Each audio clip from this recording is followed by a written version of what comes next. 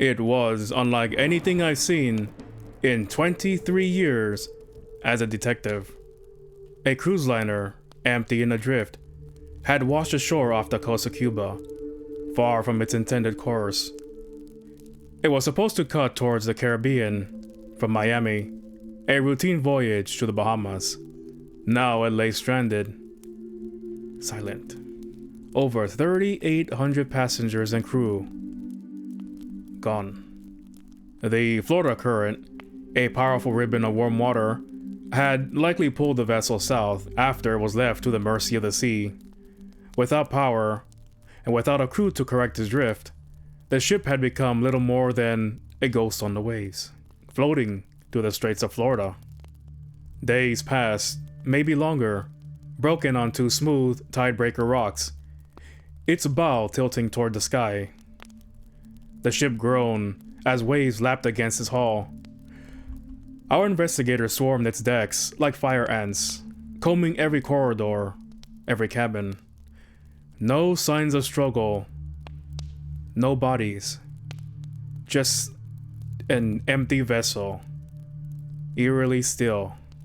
Well, the wind had whistled through the halls, carrying only the creak of metal and the distant echo of our footsteps. Everything was left behind.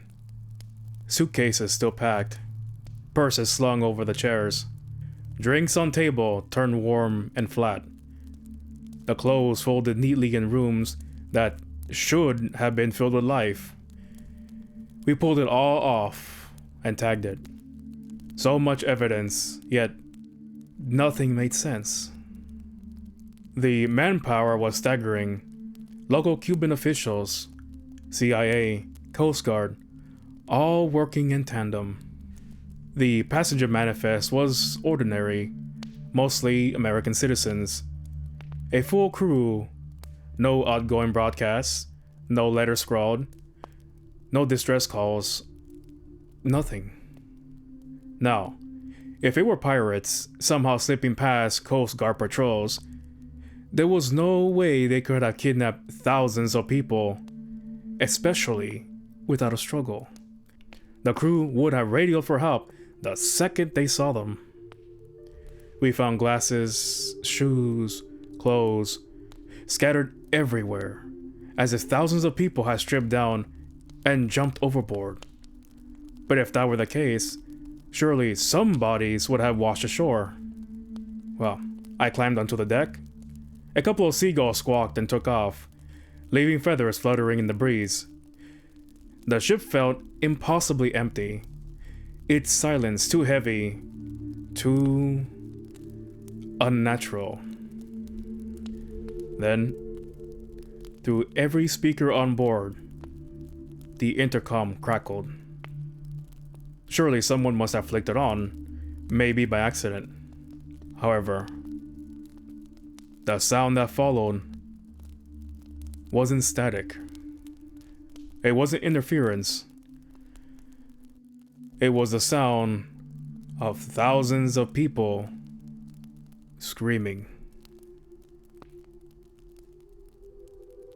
What would you do if you found a deserted ship off the coast? Or even worse, what would you do if you were on a ship, say, on a cruise, and you wake up one morning to find everyone gone, with no explanation of what happened to them, and with no way to contact anybody? I am Count Valentin Palacios, and this is a cruise ship found completely empty. Good night.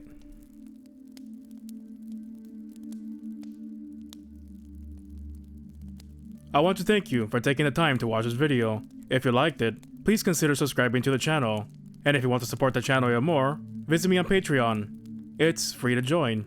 This story was written by Reddit user SkullKnitter, while the video was produced, edited, and hosted by me.